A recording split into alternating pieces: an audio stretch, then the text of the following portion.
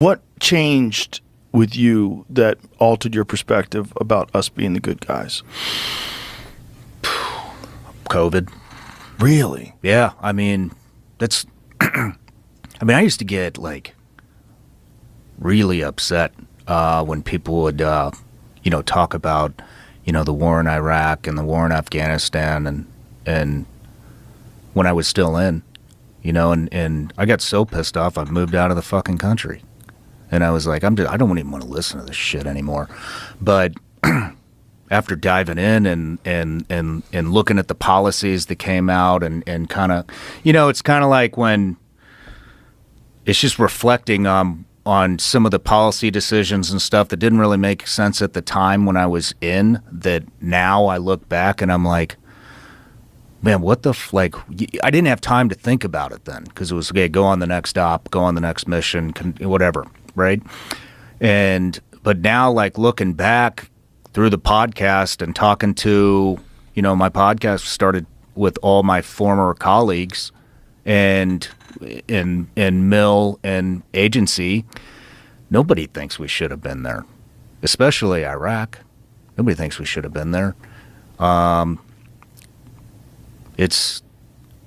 I just keep going down the rabbit hole, and man, I don't, diving into the military industrial complex, all the lies that the government has been telling us, all the unreleased classified shit, it's overwhelming, and it's created a 100% complete distrust in government. I mean, the Dick Cheney stuff. I mean, about Dick Cheney, Halliburton.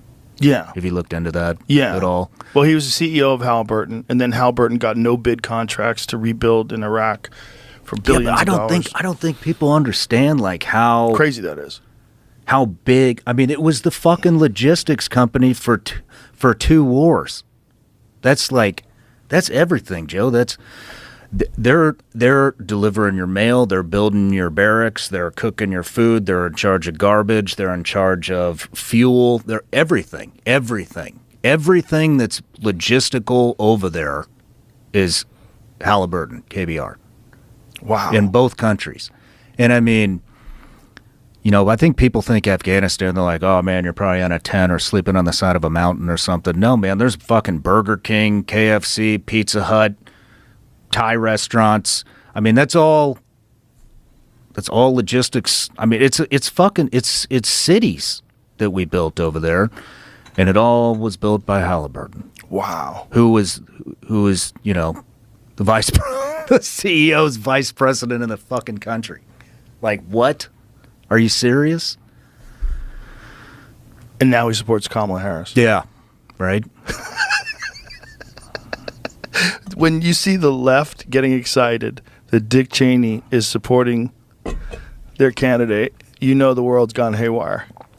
Yeah, it's crazy. The same people that used to think Dick Cheney was the devil, now all of a sudden they're like, look, Dick Cheney. There's nobody dive. It's like nobody actually has an opinion anymore. They're just told, they're just told, hey, this is what we're going with for the next 2 hours.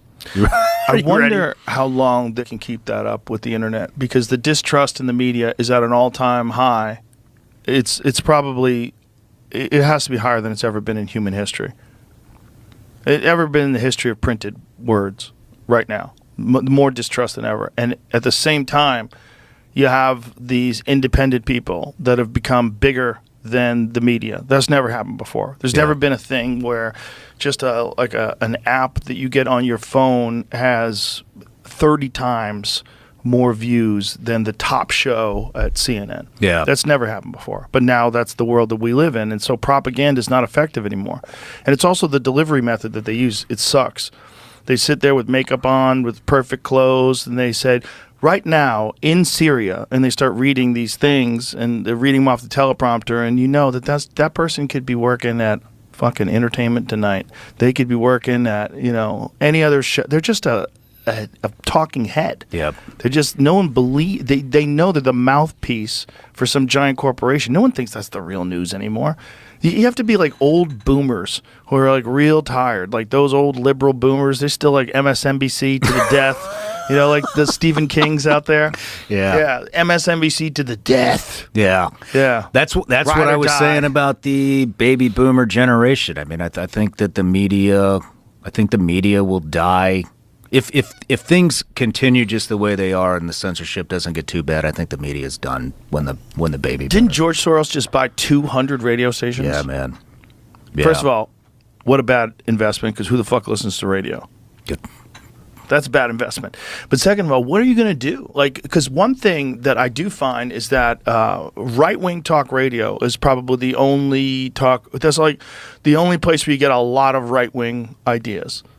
Like, there's a lot of like local right-wing talk radio. The reason why I know is my mechanic, whenever he fixes one of my cars and he brings it back, he's always listening to right-wing talk radio.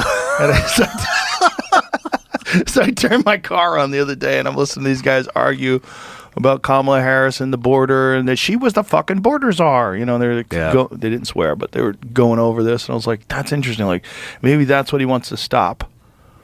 You know, if you want to own 200 radio stations, you just start firing all those right-wing guys. That's what I think. You know, you would stop a lot of that, because I think that's where a lot of people are getting their information that aren't using podcasts. Because it seems like I don't hear a lot of left-wing AM talk radio shows. Do you? No. No. Weird, right? It is. It's like the one area that seems to be dominated by right-wing talkers. Well, we're probably about to. So. But I don't know what a good move that would be. Maybe he knows more than me about how many people that affects. And maybe my mechanic, I should ask him. Yeah, I mean, the guy's so wealthy, I don't think he really cares about a good investment. Also, he's so old. Just wants a megaphone. He likes to manipulate governments. He likes to manipulate society. I think he thinks it's like his version of a video game. Yeah. Yeah. You know? I think he genuinely seems to enjoy it. Yeah, it's really interesting. I think you're right. I mean, Elon's openly said he thinks that guy hates humanity. Like that. It appears that way. That is a wild thing to say. It's such a wild thing to say. And it's such a wild thing to do, like a supervillain in a Batman movie.